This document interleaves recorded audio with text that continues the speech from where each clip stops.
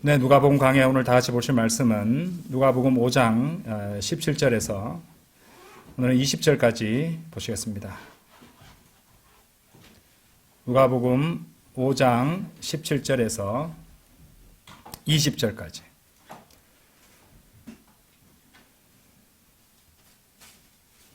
네, 제가 받들어 읽겠습니다. 그러고 나서 어느 한 날에 이러한 일이 있었으니 그분께서 가르치시는 동안 바리새파 사람들과 율법 박사들이 곁에 앉아 있었는데 그들은 갈릴리의 각각의 마을과 유대와 예루살렘에서 나온 자들이라. 그리고 주의 권능이 임재하여 그들을 치유하였더라. 그리고 보라, 사람들이 중풍에 걸린 남자를 침상째에 데리고 왔더라.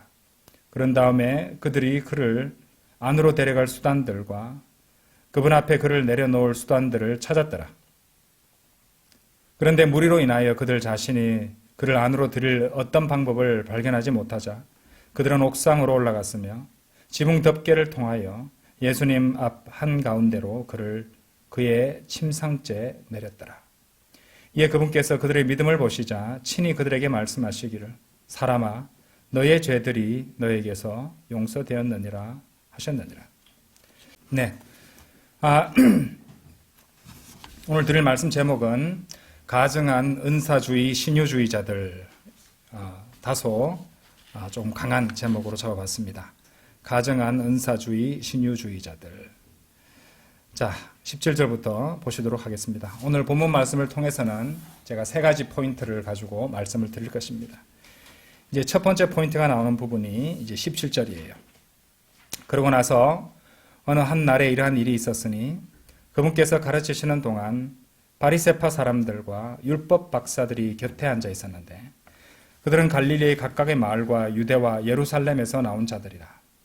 그리고 주의 권능이 임재하여 그들을 치유하였더라. 이렇게 말씀하십니다. 자, 이 17절에 이 이제 표현을 자세히 보시면은 예수님께서 가르치고 계십니다. 그리고 여기 보시는 바와 같이 이 바리새파 사람들 그리고 율법 박사들이 당시 이제 지도자층이고 지식인 계층입니다. 바리새파 사람들과 율법 박사들이 그곳에서 그분의 말씀에 귀를 기울이고 있다는 그런 상황입니다. 그런데 이 마지막에 보시면은 17절 마지막 문장을 보시면은 주의 권능이 임재하여 그들을 치유하였더라 이렇게 말씀하시거든요. 그런데 이제 이 문장에 나오는 것을 봤을 때 그들을 치유하였더라 할 때 이 그들을이라는 이 목적격 대명사잖아요. 이것이 지칭하는 바를 갖다가 이제 문장만 봐서 이렇게 판단한다면 바로 앞에 나오는 선행사를 굳이 찾는다면은 바로 바리새파 사람들과 율법 박사들이 되어 버립니다. 전체 문맥을 보지 않고 이 부분만 보면 그냥 틀림없이 그들을 치유하였더라라고 봤을 때 그들은 그들에 해당하는 사람들은 이 17절 안에서만 본다면은 바로 앞에 나왔던 바리새파 사람들과 율법 박사들이 되어버립니다. 그런데 주님께서 권능이 임재하여 그들을 치유하였더라 할 때 이 바리새파 사람들과 율법 박사들을 치유하셨을까요? 아니죠. 이 바리새파 사람들과 율법 박사들은 이제 병을 치유받기 위해서 그러니까 병에 걸려가지고 병을 치유받기 위해서 거기에 있는 것이 아니었습니다. 그런데 확실히 이 바리새파 사람들, 율법 박사들에게는 확실히 치유받아야 하는 문제가 있기는 했어요. 그리고 그것은 좀 전에도 말씀드렸지만 이들이 병에 걸려서 예수님께 찾아온 것이 아니기 때문에 이 육신적이거나 육체적인 어떤 문제나 병이 아니라 이들의 문제는 영적인 문제였습니다. 영적인 부분에 문제가 있었다는 것이죠. 그래서 문맥상으로는 이제 주의 권능이 임재하여 그들을 치유하셨더라 할 때 여기 그들은 이 백성 가운데 병자들로 보는 것이 타당하고요. 이 율법 박사들과 바리새파 사람들은 실제로는 아무 병에 걸리지 않은 사람들이었지만은 영적으로 병에 걸려 있는 사람들이었다. 이렇게 진단할 수 있겠습니다. 자, 예수님께서는 이제 이런 부분에 대해서도 이미 이제 성경에서 그렇게 구분해서 말씀하시는 대목이 있습니다. 자, 어디를 보시냐면요. 요한복음 9장 한번 열어보세요. 요한복음 9장 보시면요.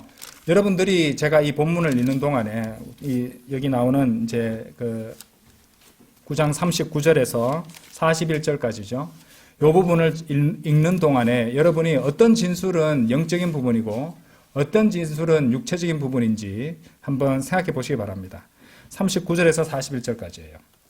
그러고 나서 예수님께서 말씀하시기를 심판을 위하여 내가 이 세상 속으로 왔으니 보지 못하는 자들을 보게 하려는 것이요 보는 자들을 눈먼 자들이 되게 하려는 것이라 하셨느니라. 그러자 그분 곁에 있던 바리새파 사람들 중 일부가 이 말씀들을 듣고는 그분께 말씀드리기를 저희 역시 눈먼 자들이니까 하였더라. 예수님께서 그들에게 말씀하시기를 만일 너희가 눈먼 자들이었다면 너희에게는 죄가 없을 것이다. 그러나 지금 너희가 말하기를 우리는 본다 하니 그러므로 너희의 죄가 남아 있느니라. 자, 이 대목과 좀 전에 바리새파 사람들 율법 박사들이 이제 예수님께서 백성들을 치유하는 그 곳에서 이제 있는 그런 상황들을 서로 비교해서 볼 수 있고 바리새파 사람들 율법 박사들의 문제가 무엇인지를 그것이 영적인 문제라는 것을 알 수가 있습니다. 자, 심판을 위하여 내가 이 세상 속으로 왔으니 보지 못하는 자들을 보게 하려는 것이요. 여기서 보지 못하는 자들은 누굴까요? 이제 실제적으로 육체적으로 볼 수 없는 그런 실명한 사람들을 의미합니다. 그래서 요한복음 9장 앞쪽을 보시면은 이제 예수님께서는 보지 못하는 사람을 치유하신 그런 대목이 나오거든요. 그 다음에 보는 자들을 눈먼 자들이 되게 하려는 것이라. 자, 여기서 말하는 보는 자들이 눈먼 자들이 되는 것이 바로 영적인 측면에서 주님께서 말씀하신 것입니다. 이제 본다고 하는 자들은 영적으로는 실명인 상태가 되는 그런 자들이 되게 하려는 것이라고 말씀하시죠. 자, 그러자 그분 곁에 있던 바리새파 사람들 중 일부가 이 말씀들을 듣고는 그분께 말씀드리기를, 자, 여기 바리새파 사람들이 하는 말을 잘 보세요. 저희 역시 눈먼 자들이니까. 이 사람들은 자신들이 육신적으로 볼 수 있다는 걸 아는 사람들입니다. 그렇죠? 육신적으로 보는데 아무 지장이 없는 사람들이에요. 그런데 예수님께서 이 말씀을 하셨을 때 이 사람들은 예수님께서 영적으로 하신 말씀들을 영적인 것으로 이해를 했습니다. 그렇죠? 그러니까 저희 역시 눈먼 자들이니까, 그죠? 그러니까 예수님께서 하셨던 이제 영적인 측면에서 보지 못하는 것, 육체적인 측면에서 보지 못하는, 육신적인 측면에서 보지 못하는 것, 이런 것들을 이제 담아서 말씀하셨는데 정확하게 이 바리새파 사람들은 이해를 하고 있었다는 것이죠. 그래서 주님께 그런 말씀을 드렸던 겁니다. 그래서 예수님께서 그들에게 말씀하시기를 만일 너희가 눈먼 자들이었다면 너희에게는 죄가 없을 것이라. 그러나 지금 너희가 말하기를 우리는 본다 하니. 왜냐하면 저희 역시 눈먼 자들이니까 우리는 잘 보고 있고 우리는 누구보다 잘 알고 있는데 왜 우리 보고 눈먼 자들이라고 하느냐. 이렇게 말하고 있는 것이죠. 예수님께. 예수님께서는 이는 영적으로 눈멀었다고 말씀하고 계신데 이 자들은 우리가 눈먼 자들이라고 이렇게 예수님께 대꾸하고 있었던 것입니다. 그런데 주님께서 이렇게 말씀하셨죠. 지금 너희가 말하기를 우리는 본다 하니 그러므로 너희의 죄가 남아있느니라 이렇게 말씀하셨다는 것입니다. 자, 여러분들 이 점이 시사하는 바가 굉장히 중요합니다. 그러니까 이 바리새파 사람들의 영적인 실명은 그들의 의지로 선택한 것이라는 겁니다. 여러분 아시겠어요? 그들이 의지로 선택했다는 것입니다. 어떤 사람은 진리를 선포해 주어도 끝까지 거부합니다. 자신이 선택합니다. 자유 의지로서 끝까지 거부합니다. 지금 이 바리새파 사람들 같은 경우는요, 칼빈주의자들은 이런 바리새파 사람들, 예수님을 고소하고 거부했던 바리새파 사람들, 이 율법 박사들, 이런 자들이 이제 창세 전부터 그죠, 심판받기로 미리 정해진 자들이라고 설명하려 할 것입니다. 아니죠. 우리가 읽어본 대목에서 알 수 있듯이 아주 자신의 의지를 담아서 예수님께 이제 거부 의사를 분명히 밝힌 것입니다. 그러니까 이 바리새인들의 영적 실명과 연관해서 우리가 깨달을 수 있는 사실은 결코 칼빈이 가르쳤던 것과 같이 인위적인 유기의 작정, 이런 말 들어보셨어요? 유기의 작정. 유기의 작정이 뭐냐면요, 하나님의 영광을 나타내기 위해서 그분의 작정에 의해 어떤 사람들과 천사들은 영원한 생명에 이르도록 미리 결정되어 있으며 다른 이들은 영원한 죽음에 이르도록 미리 규정되어 있다. 이렇게 가르치는 이단적 가르침이 유기의 작정이라는 칼빈주의 교리입니다. 말도 안 되죠. 말도 안 되죠. 그것도 임의로 그렇게 한다는 것입니다. 그러니까 하나님께서 영생에 이를 자와 지옥에 갈 자를 임의로 미리 정해 놓으셨다는 것입니다. 아니죠. 예, 그럼 복음 전할 필요도 없는 겁니다. 예. 자, 이 바리새파 사람들은 기회를 받았습니다.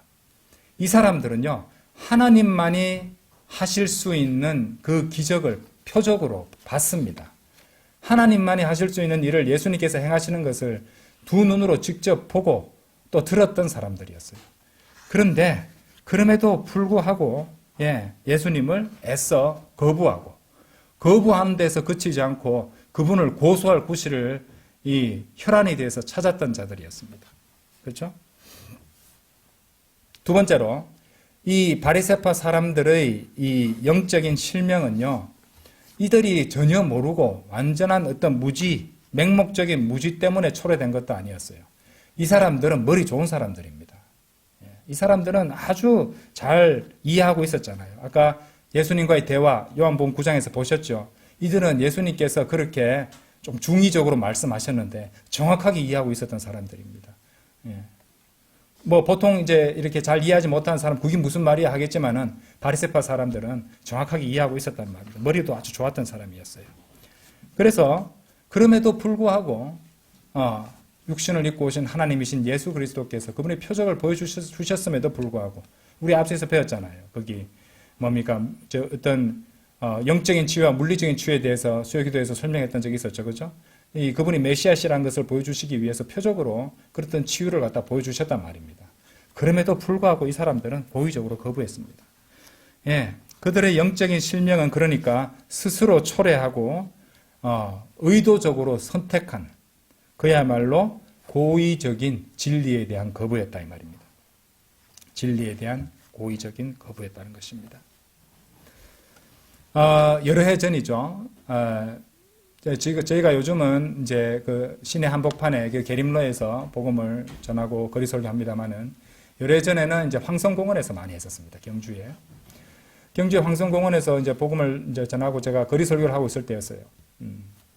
그래서 참 안타까운 마음에 사람들이 오고 갈 때 구원 받으라고 지옥 가지 말라고 그렇게 성심성의껏 복음을 전하고 있었습니다. 그렇게 대단한 큰 소리를 내는 것도 아니었어요. 물론 마이크는 썼지만 말이죠. 그런데 이제 나이가 좀 있는 어떤 여자분이 제 앞을 지나가면서 인상을 찌면서 귀를 막고 와 이러면서 소리를 내면서 막 고개를 흔들면서 지나가시는 거예요. 저 앞에서는 좀 듣고 오다가 제 앞에 와서는 그렇게 노골적으로 귀를 막고 억지로 막 소리를 괴성 비슷하게 내면서 그렇게 하시는 것을 봤습니다. 바로 그와 같은 것이죠. 예, 정확한 성경대로의 하나님의 은혜의 복음을 선포했는데 그것이 듣기 싫다고 고의로 그것을 거부하고 반감을 노골적으로 드러내는 행위를 봤다는 것입니다. 그분 또한 우리가 지금 논하고 있는 이 바리새파 사람들의 이 영적인 문제, 치유될 부분이 있는 그런 부분이 이제 사람이었다는 것이죠. 그래서 그분도 그렇고 당시 예수님을 거부했던 바리새파 사람들이나 율법 박사들 얼마나 똑똑한 사람들입니까? 그런 사람들도 스스로의 생각으로 스스로의 의지를 행사해서 아주 고의적으로 그렇죠? 힘써 거부했던 그런 상황이었습니다. 그것이 그들이 치유될 부분이 있는 부분이었죠. 그들은 영적 실명 상태에 있었던 것입니다. 그런데 치유받기를 구하지도 않았어요. 왜요? 자신들이 영적으로 실명했다는 사실조차 인정하려 들지 않았다는 것이죠. 예수님이 가르쳐 주셨어도. 그렇죠? 예. 그래서 많은 경우 이런 말을 하는 겁니다. 지식이 문제가 아니다. 마음이 문제다. 몰라서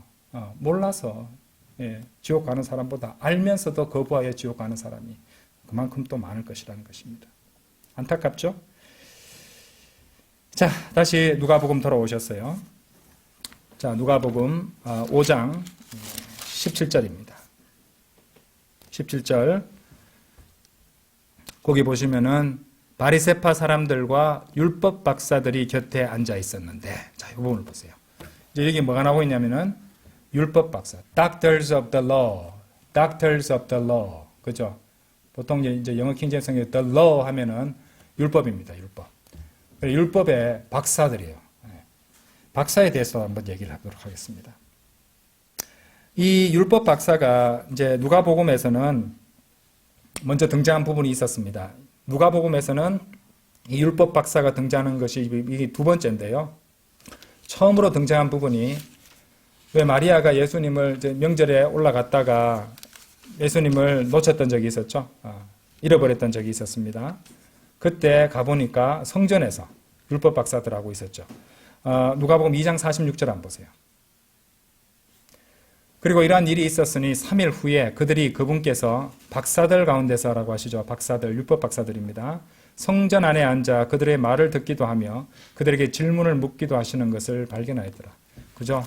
율법 박사들, 최고 권위가 있는 사람들, 똑똑한 사람들인데, 그죠? 어린 아이 예수님께서, 그죠? 12살의 나이에 이들과 함께 대화를 나누고 계시는 그런 대목이었습니다.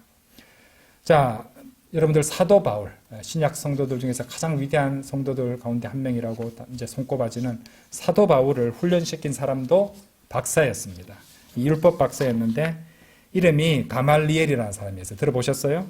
기억나시죠? 예, 사도행전 5장 한번 열어보십시오. 사도행전 5장. 성경에 나오는 박사와 관련해서 한번 말씀을 드리도록 하겠습니다. 사도행전 5장.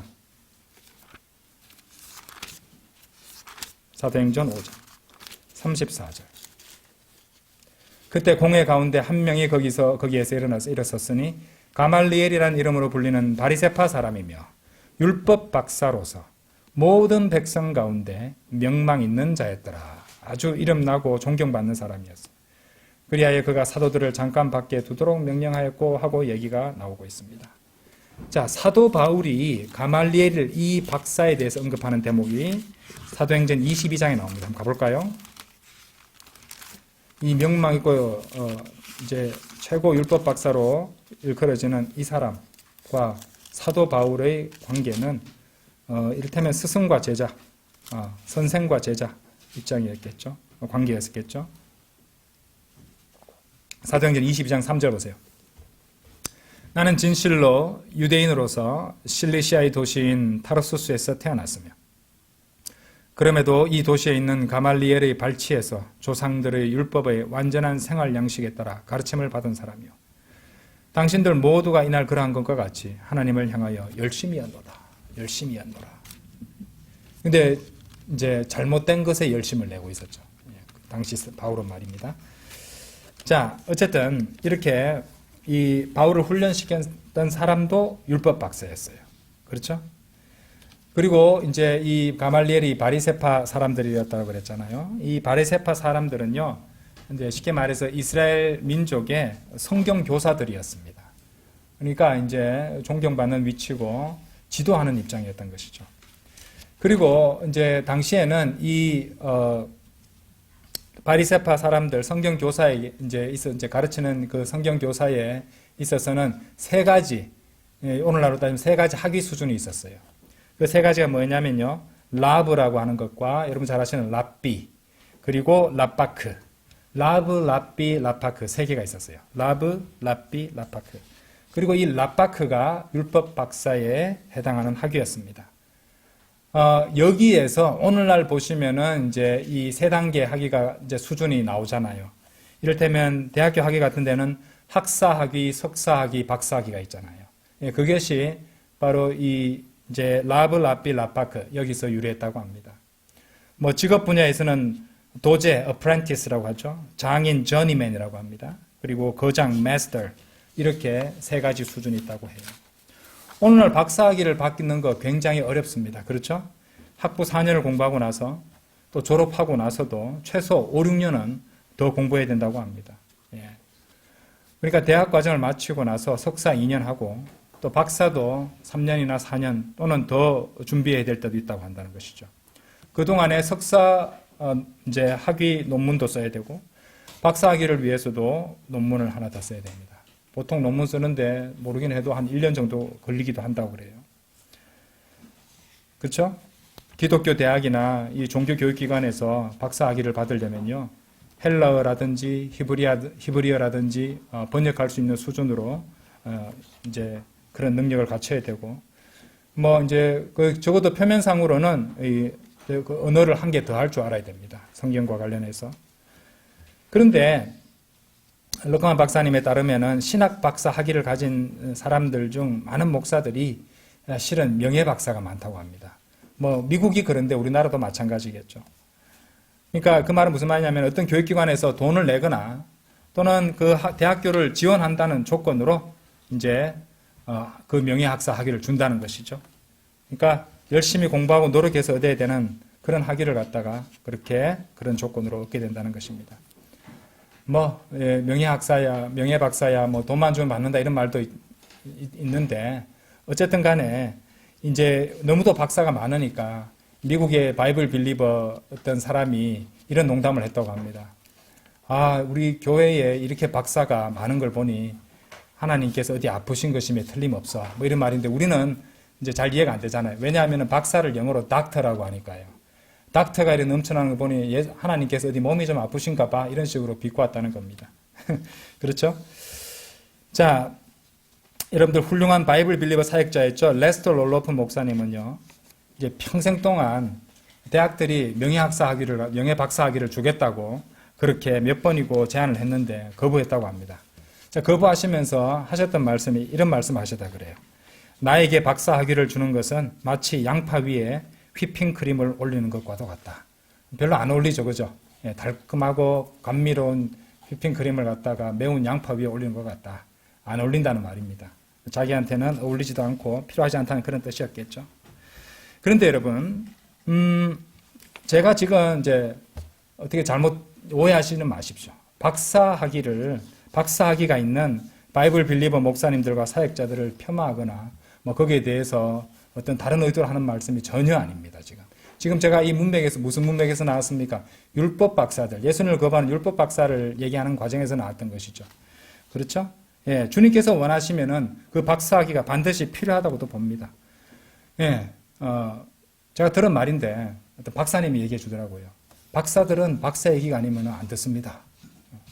그런 말을 하더라고요. 그만큼 이 사람들은 아주 프라이드도 강하고, 예, 자신보다 지적 수준이나 학위 수준이 떨어진다고 생각하면은 전혀 경청하지 않는 그런 오만함과 교만함이 있다는 것이죠. 그래서, 이제 제가 존경하는 바이블 빌리버 목사님 중에 한 분이 있는데 이분은 러크만 박사님에게서도 펜사콜라 그 신학원에서도 박사학위를 받으셨고, 이름만 되면 아는 미국의 명문 대학에서도 박사학위를 받은 분이에요. 근데 그분이 자신이 그렇게 바쁘게 살면서 그런 박사학위를 갖다 2개 다 받은 이유가 있다는 겁니다. 예, 세상의 대학에서도 박사학위를 받은 이유가 뭐냐면은 이 신학 교수들 성경을 감히 논하고 성경에 대해서 비판을 가하고 킹제임스 성경을 공격하고 바이블 빌리버 교리를 갖다가 비웃는 그런 세상의 신학대학교 박사들을 두드러 패고 이제 바른 진리의 말씀으로 바로 잡고 그 자들을 비판하기 위해서 그렇게 힘들게 이를 악물고 박사학위를 받았다는 것입니다. 왜냐하면 박사들은 박사 얘기 아니면 안 듣거든요. 예. 그래서 하나님께서 쓰시고 인도해 주셨기에 그렇게 한다는 것입니다. 그렇죠? 우리 교회도 박사님이 한 분 계세요. 이 박사님도 바이블 빌리버입니다. 그리고 아주 겸손한 분이시고 또 우리 교회에 이제 나이가 좀 있으신 분들은 이제 식사 후에 박사가 타주는 커피를 먹습니다. 커피 타주는 담당이에요, 우리 교회에서. 교수님이고 박사님인데, 그렇죠? 그런 박사님도 바이블 빌리, 주님을 사랑하는 사람으로서의 박사들도 있고, 주님을 우습게 하는 그런 경멸하고 비판하는 그런 박사들도 있는 것이죠. 예, 사람에 따라 다른 겁니다. 그렇죠? 자, 그래서 박사학위가 있든 없든 자신의 위치에서 주님을 섬길 수 있다고 봅니다. 중요한 것은 하나님의 뜻이고요. 그분과 그분의 말씀에 대한 각 사람의 정직한 동기와 마음이 중요하다는 것이죠. 그렇죠? 하나님께서 원하시면은 교만한 박사들을 갖다가 바로잡기 위해서, 그렇죠? 이 힘들게 박사학위를 따서 주님께서 쓰시는 그런 바이블 빌리버 목사님도 있다는 것입니다. 아시겠죠? 자, 다시 누가복음 돌아오셔서 세 번째 포인트입니다. 누가복음 5장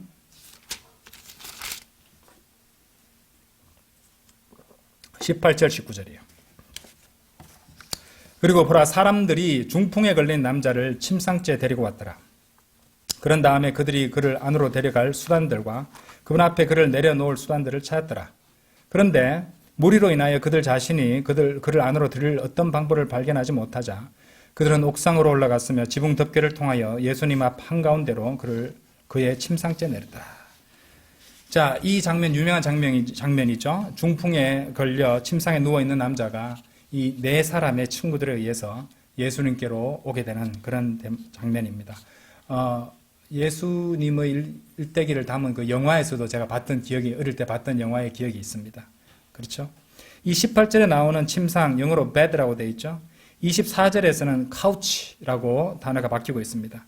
그러니까 침상, 24절에 침대로 번역이 되죠. 침대. 자, 이거는 우리가 사용하는 침상, 침대와는 조금 다른 개념인데요. 어떻게 보면은 혼자 자취하는 사람들은 이 용도로 쓸 수도 있겠네요.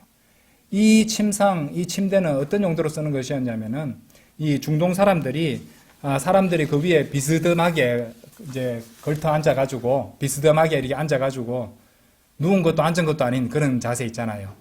그래서 식사를 하는 그런 가구였어요, 일종의. 예. 근데 요즘에 침대에서 우리나라도 밥 먹는 사람도 있으니까. 이제 에스더기 7장 8절에 이런 게 나옵니다. 들어보세요. 그때 왕이 궁전 정원에 나아 포도즙의 연회가 있는 곳으로 되돌아왔더라. 그런데 하만이 에스더가 있던 침상 위에 엎드려져 있었더라. 자, 이 침상이 바로 그런 용도, 음식 같은 거 먹고 하는 그런 가구를 말하는 것이죠. 그때 왕이 말하기를 그가 집안에서 내 앞에 있는 왕비도 겁탈하려는가 했더라. 그 말이 왕의 입에서 나가자 그들이 하만의 얼굴을 덮었더라. 에스더기 7장 8절에 그런 내용도 나옵니다. 어쨌든 이제 누가복음 5장에서 이 중풍 병자의 친구들은 여러분들 성막에서 이 기구들을 나를 때 어떻게 했나요? 옆에 고리에 이 긴 막대기 같은 것을 끼워서 그것을 들어서 옮겨서 날랐잖아요. 그런 식으로 이제 침상 측면들에 달린 고리에 막대기를 꽂아서 날랐을 것이 분명합니다. 그러니까 이제 오늘날로 따지자면은 이제 들것 같은데 이제 이렇게 사람을 눕힌 채로 날랐다는 것이죠. 자, 그런데 말입니다. 여러분 한번 생각해 보세요. 여기서 지금 일어나고 있는 일은요, 아주 극적이고 과격한 사건입니다. 중풍에 걸린 남자의 네 친구들이 이 군중이 너무 많아서 문 앞으로 갈 수 없으니까, 집 바깥에 있는 옆 계단을 통해서 옥상으로 올라가는 것입니다. 그러니까 이제 이 주님께서 사역하시던 그 성경 시대에 그 유대인들의 이 가옥을 보면은 옥상이 평평한 형태였어요. 그 옥상 위에 올라가서 그냥 거기서 앉아서 쉴 수도 있고, 왜냐하면 이제 또 선선한 바람이 불어올 때 거기서 이렇게 그늘 밑에서 또 쉴 수도 있는 그런 공간이었거든요. 평평한 장소였습니다. 그러니까 우리나라 사람들이나 이렇게 보면은 베란다나 발코니 사용하듯이 그렇게 사용했던 공간이었어요. 자, 그래서 이제 중풍병자의 친구들이 그 중풍병자를 들 것 같은 거기 침상에 실어서 옥상에 올라가고, 거기서 어떤 일을 했겠습니까? 예수님이 계시는 곳을 대충 생각했겠죠. 그리고 그 지붕에 있는 기와들을 뜯어냈을 것입니다. 그래서 침상을 내릴 수 있을 정도로 큰 구멍을 만든 다음에, 그죠? 예수님 앞에 이제 그 중풍병자를 내리는 장면이죠. 그렇죠? 아주 극적이죠. 그렇죠? 예수님께서 방에서 막 가르치고 계시는데, 천정에서 빛이 좀 새어 들어오더니 막 흙이 막 떨어지고 그런 장면입니다. 그러더니 갑자기 큰 침상이 이제 줄을 타고 내려오는 그런 대목이었던 것이죠. 그렇죠? 자, 그런데 20절에 아주 흥미로운 말씀이 나옵니다. 이에 그분께서 그들의 믿음을 보시자. 여러분 뭐라고 하셨어요? 그의 믿음을 보시자 하셨습니까? 그들의 믿음을 보시자 하셨습니까? 환자의 믿음이 아니었죠? 그들의 믿음이었습니다. 중풍에 걸린 남자를 예수님께로 데려온 그 4명의 남자들, 그 친구들의 믿음을 보셨다는 말입니다. 그죠? 이 본문 말씀에는 그 중풍병자, 그 사람, 그 자신의 믿음이 어땠다는 언급은 전혀 없습니다. 그렇죠? 그런데 제가 지금 오늘 제목에도 말씀드렸듯이 이런 가정한 은사주의 신유 치료자들은 이제 막 무당짓 하면서 사람을 치유하는 척 하다가 병을 치유할 수 없으면은 하는 말이 이제 아주 입버릇처럼 하는 말이 이 사람의 믿음이 부족해서 병을 못 고쳤다. 이 병자의 믿음이 부족해서 병을 못 고쳤다고 책임을 돌린 것입니다. 제가 이 말씀에서도 우리가 알 수 있듯이 믿음을 가져야 하는 쪽은 아픈 사람의 얘기가 아니에요. 신약에서는. 지금 여기도 4명의 남자들의 믿음을 보시고 고쳐주셨다고 말씀하셨죠. 한 곳 더 우리가 이제 근거를 찾을 수 있는 곳이 있어요. 야고보서 5장 한번 열어보세요. 야고보서 5장.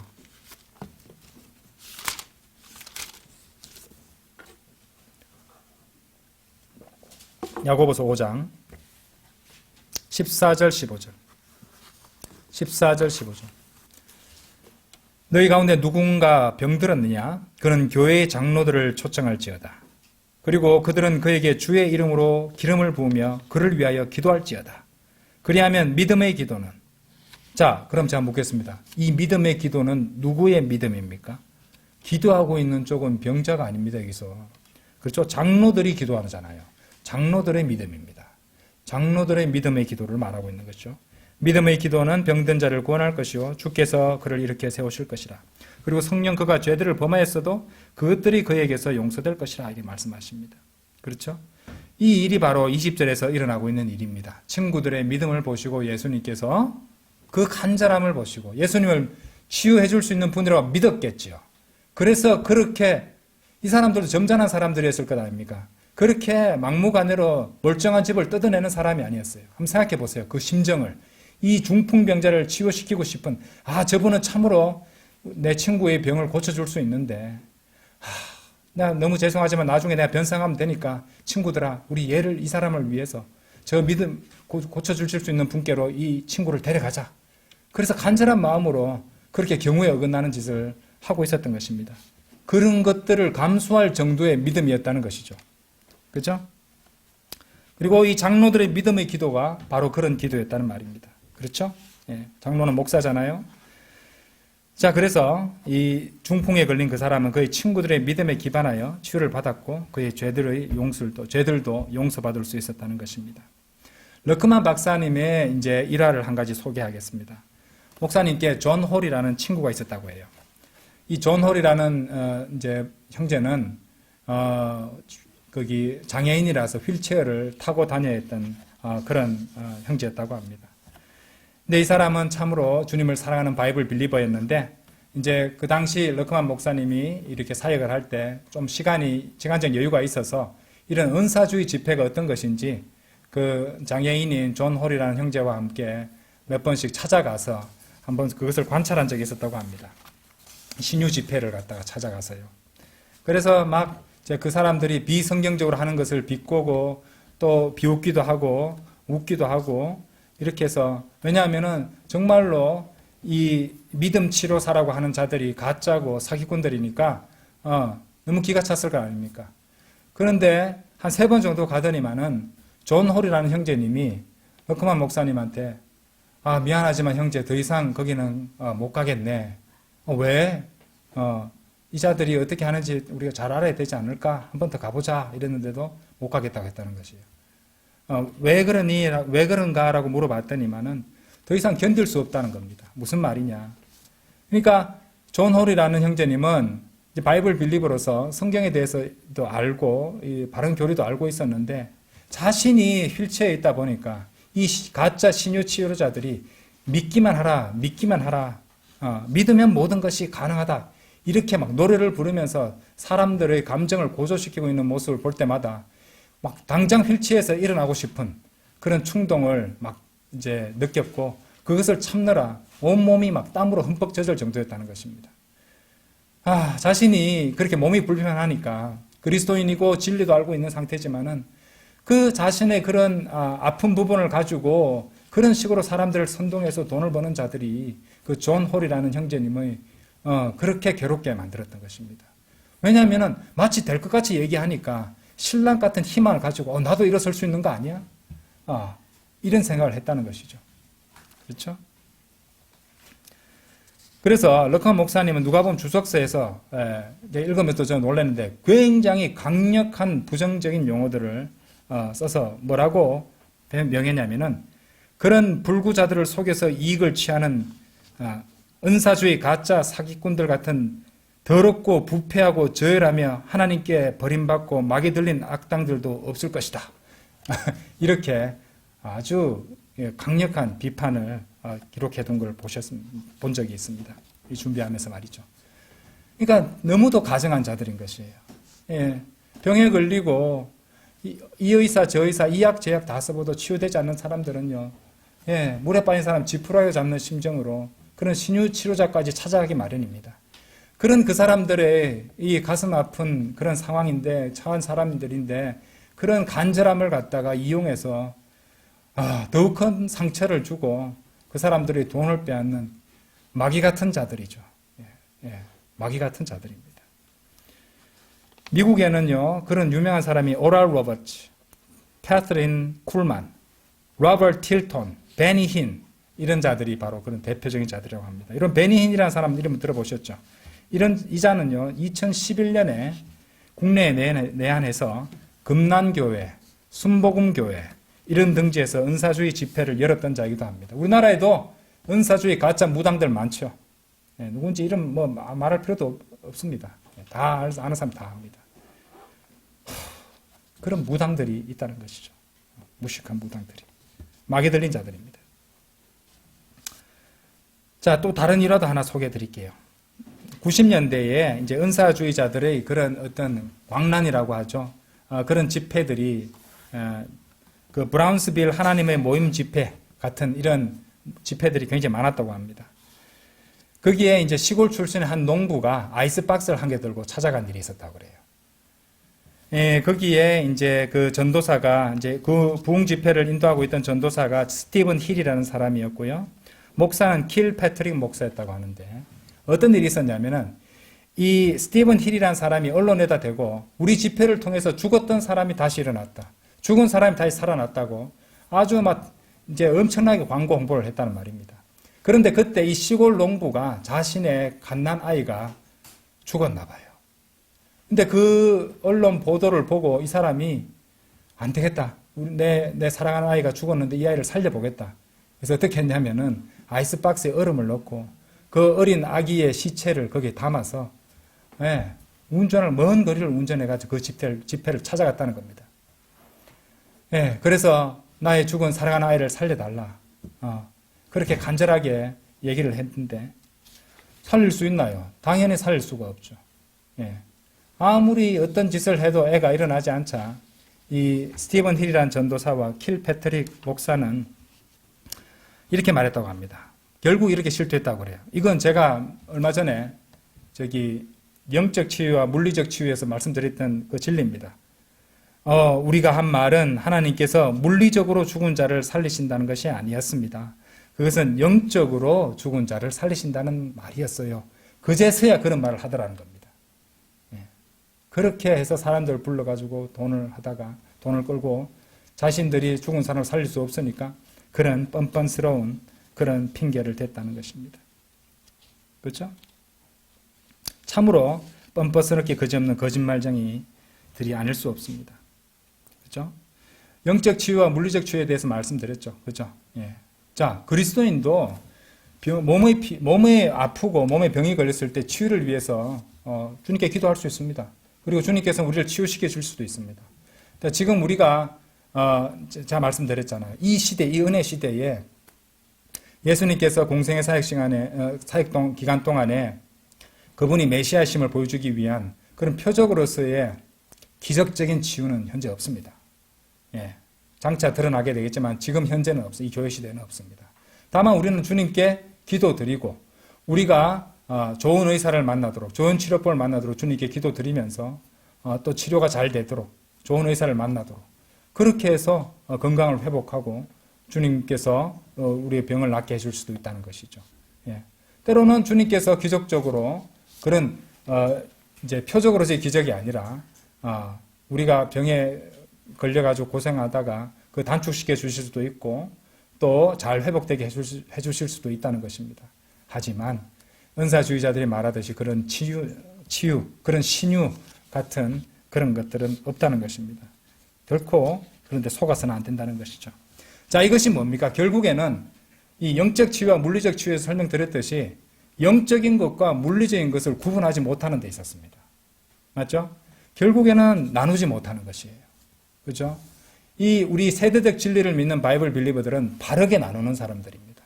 그렇죠? 그리고 영적인 것과 물리적인 것도 바르게 나누는 사람들입니다. 또 다른 그 경륜도, 분배 경륜도 분명하게 적용하고 나누는 사람들이죠. 자, 성경이 무엇이라고 명령하셨나요? 자, 디모데후서 2장 15절 한번 보세요. 디모데후서 2장 15절.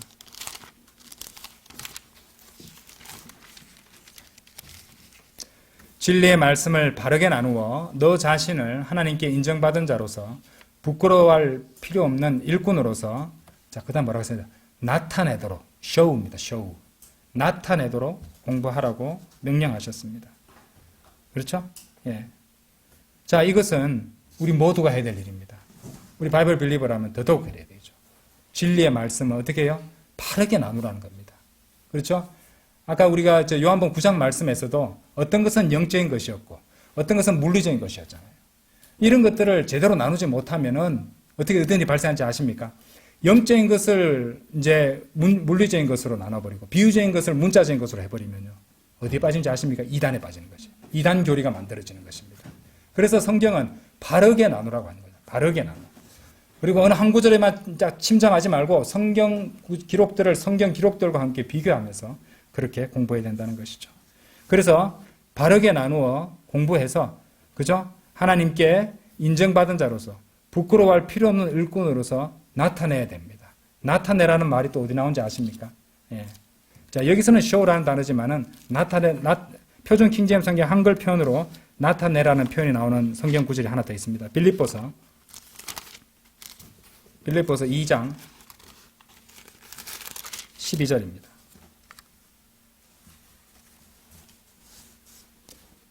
이런 이유로 나의 사랑을 받는 자들아 너희가 늘 순종해 왔듯이 내 앞에서뿐만 아니라 내가 없는 지금 더욱더 순종하여 두려움과 떨림으로 너희 자신의 구원을 나타내라.